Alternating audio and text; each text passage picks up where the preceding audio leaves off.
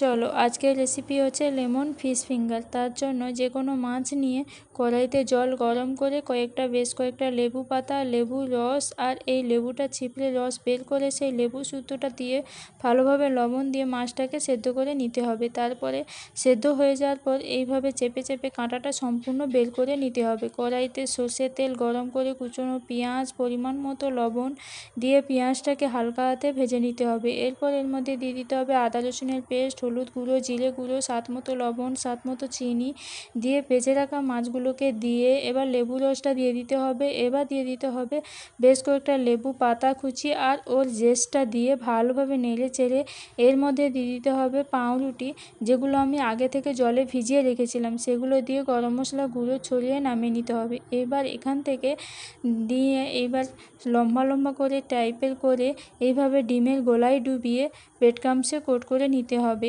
আমি সুন্দর করে লাগিয়ে ব্রেড ক্রাম্বসে সুন্দর করে কোট করে নিচ্ছি। নেওয়ার পর এবার এগুলোকে আধ ঘন্টা ফ্রিজে রেখে দিয়ে তারপরে ভাজলে কিন্তু বেশ সুবিধে হবে। এবার এগুলোকে ফ্রিজে রাখার পর আমি একটা একটা করে সাদা তেলে ডুবো তেলে ভেজে তুলে নেব।